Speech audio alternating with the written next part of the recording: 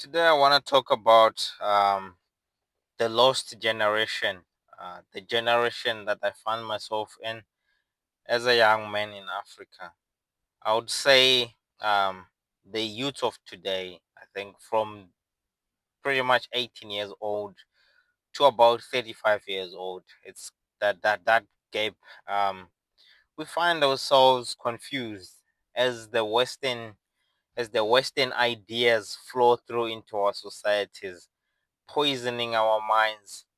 It leaves us in a gap where we don't understand as compared to where we are coming from. Sometimes some of us how we were raised and the belief system that is in our society in terms of how we should behave and how we should conduct ourselves as young people. It leaves us confused to whether we can see where the world is going with the Western ideas and the Western culture taking over. But the African in us is still in us, and the Western ideas, the Western culture is pulling us towards their different direction. It leaves young people confused on how we should behave, how we should conduct ourselves. I remember there's a book written by Dr. David Buss talking about the lost generation. I think us as Africans, we are even worse because we are stuck between two cultures. It's even better, I think, for the Westerners because that's all they have known. Yes, it's going downhill. It's going worse on their side. The Western is going west, but it's um it's pretty better for them because that's all they have known. But for me as an African, I have an African in me, which uh which was raised differently, right? As compared to the new Western ideas and the new Western cultures coming into our societies, right? As I was raised, as I grew up, I knew um we had clear definition of roles in our rural setup where uh a husband does this and a wife does this and the children does this, and then now we have moved to the Western way of living and we are now living in towns. It leaves us confused because now we both have to go to work. uh who is who in the house anymore. It's now difficult to distinguish and define our roles as husband and wife on in our marriages and in our relationships, which leaves a gap for conflict in our relationships and in our marriages, right?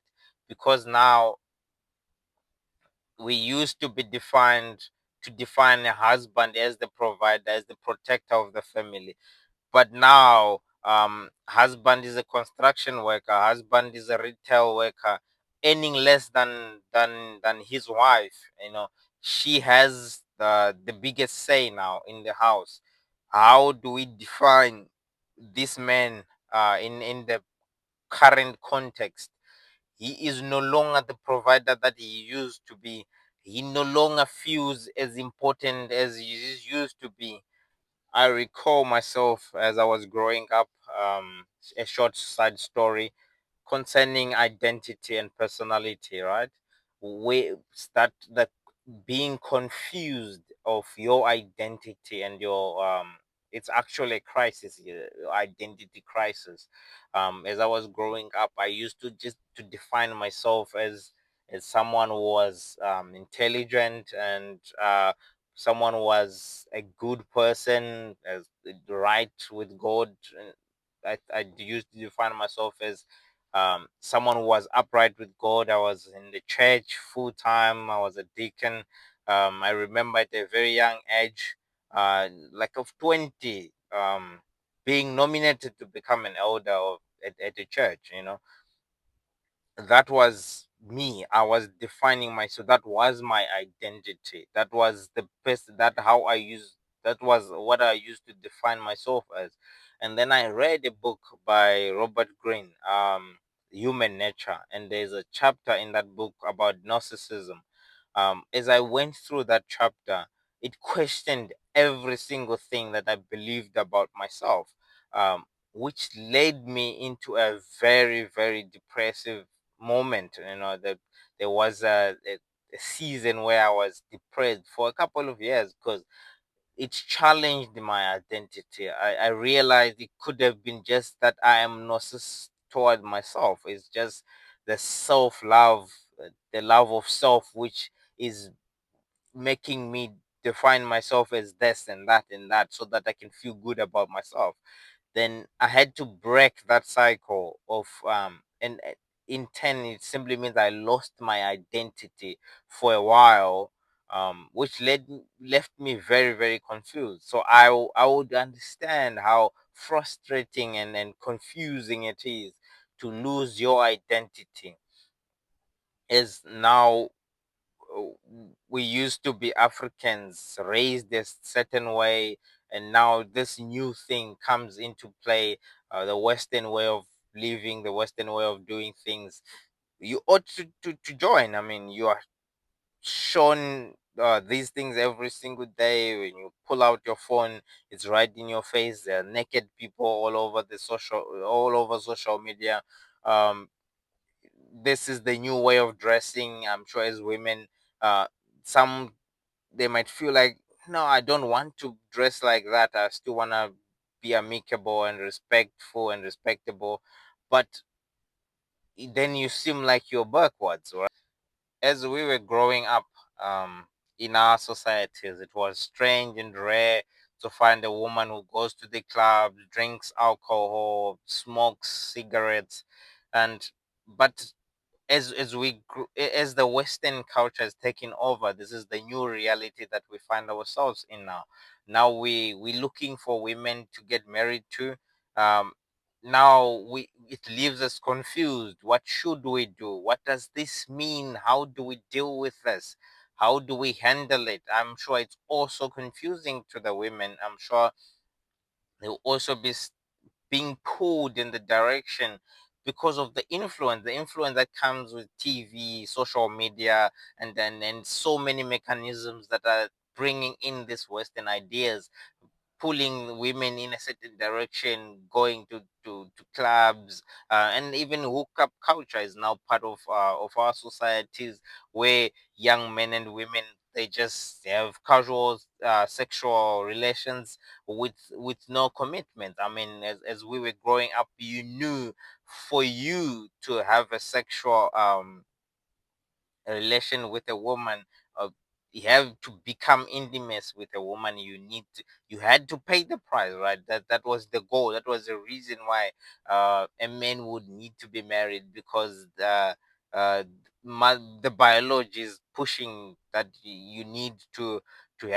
become intimate with someone. But the society knew the standard and the value was you were supposed to get married in order to have that.